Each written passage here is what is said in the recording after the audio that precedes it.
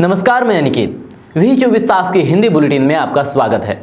एक नजर डालते हैं हेडलाइंस पर। भंडारा के सरकारी अस्पताल में लगी आग को लेकर कई सनसनीखेज बातें आई सामने। आग लगने पर 21 मिनट तक धुएं में रोते रहे बच्चे। नेशनल हॉकर्स फेडरेशन ने किया संविधान चौक पर मनपा के अतिक्रमण को हटाने के निर्णय का विरोध। पीओपी की मूर्तियों पर अभी से लगाई जा रही है पाबंदी, महापौर दयाशंकर तिवारी ने दिए हैं निर्देश। अब खबरें विस्तार से। भंडारा के सरकारी अस्पताल में लगी आग को लेकर कई सनसनीखेज बातें सामने आई है। अस्पताल के बच्चों के वार्ड में लगी आग में 10 बच्चों की झुलसकर मौत हो गई थी। इसके बाद मुख्यमंत्री ने इसकी जांच के आदेश दिए थे। राज्य के आरोग्य मंत्री राजेश टोपे ने कहा है कि प्राथमिक जांच के बाद यह सामने आया था कि आग लगने के बाद उठे धुएं के कारण वार्ड में बच्चे लगभग 21 मिनट तक रो रहे थे। 21 मिनट बाद अस्पताल प्रशासन को इसकी भनक लगी, तब जाकर 10 बच्चे ने दम तोड़ दिया। उस वक्त वार्ड में कोई भी नर्स मौजूद नहीं थी, जबकि वहां 2 नर्सों की ड्यूटी लगाई गई थी। राज्य के आरोग्य मंत्री राजेश टोपे ने कहा है कि दोनों नर्सों को निलंबित कर दिया गया है। शहर में पिछले कुछ दिनों से मनपा की ओर से अतिक्रमण कार्रवाई जोरों पर चल रही है, जिससे फुटपाथ पर काम कर रहे लोग परेशान हो गए हैं। रास्तों पर ठेले लगाकर अपना पेट भरने वाले छोटे दुकानदारों को उससे कई दिक्कतों का सामना करना पड़ रहा है। मनपा की इस कार्रवाई से रोजगार पर असर हो रहा है, ऐसा नेशनल हॉकर्स फेडरेशन ने कहा है। संविधान चौक में नेशनल हॉकर्स फेडरेशन ने आंदोलन कर गरीब दुकानदारों पर हो रही कार्रवाई का विरोध किया।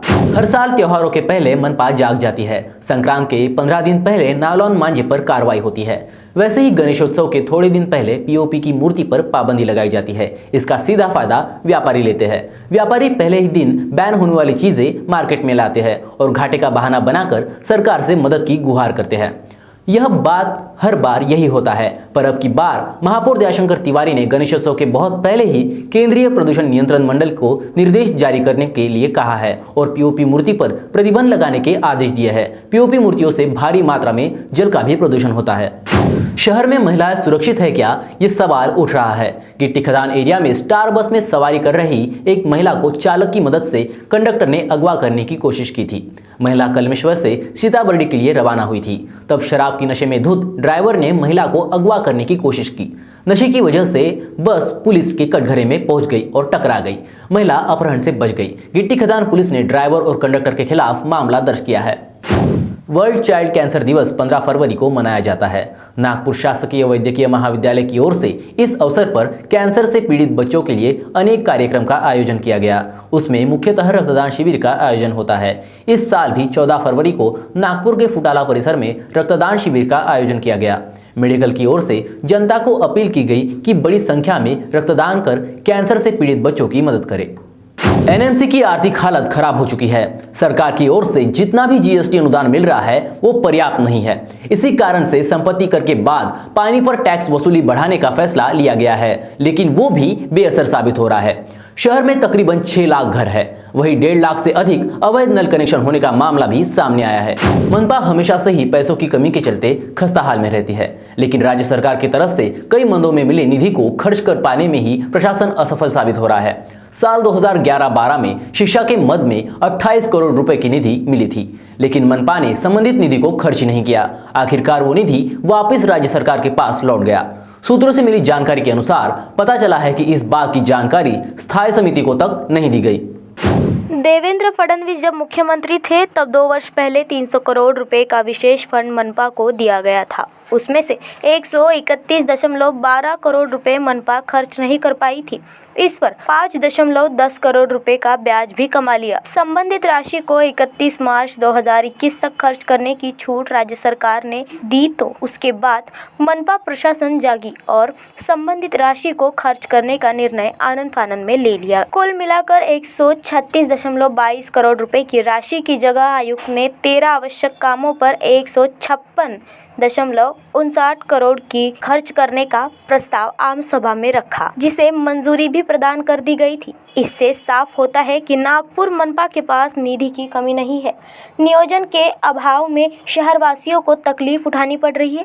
अगर 28 करोड़ रुपए की राशि मनपा के शिक्षा विभाग की तरफ से खर्च कर दी जाती तो विद्यार्थियों का भविष्य उज्जवल बनाने में मदद मिलती। मनपा वित्त विभाग की लापरवाही की वजह से ये राशि लौटी है, ऐसे आरोप लग रहे हैं।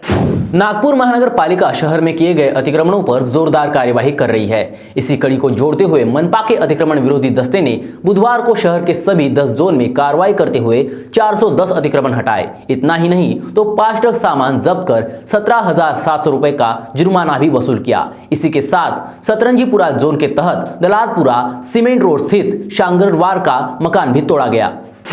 इसके बाद नागनाथ बुधवारी स्थित भरणकर की गली की अवैध दीवारें तोड़ी गई। फिर दही बाजार पुलिया से मारवाड़ी चौक, तबला बाजार चौक, मारवाड़ी चौक से मछली बाजार चौक, जुना भंडारा रोड से 60 अतिक्रमण हटाए गए। लक्ष्मी नगर जोन में एयरपोर्ट से लोकमत चौक, राहटे कॉलोनी चौक से दीक्षा भूमि, अंबेडकर कॉलेज रोड के फुटपाथों से 52 अतिक्रमण हटाकर अवैध होर्डिंग हटाए गए। धर्मपेट जोन में मनपा मुख्यालय से संविधान चौक, आकाशवाणी चौक, बरडी से ठेले व दुकानें हटाई गई। अमरावती रोड विश्वविद्यालय के सामने सब्जी, कबाड़ी व फर्नीचर वालों की दुकानें हटाकर सामान जब्त किया गया। मनपा द्वारा संपत्ति कर का बकाया जमा करने के लिए अभय योजना चलाई जा रही थी, जो 5 दिनों में समाप्त हो रही है। इस योजना के अंतर्गत 50% छूट दी जा रही थी और इसलिए बकाये पर 50% छूट का लाभ पाने के लिए बकायादार 14 फरवरी तक टैक्स जमा कर सकते हैं। इस योजना का लाभ उठाने की अपील मनपा आयुक्त राधाकृष्ण बी और महापौर दयाशंकर तिवारी की ओर से की गई है।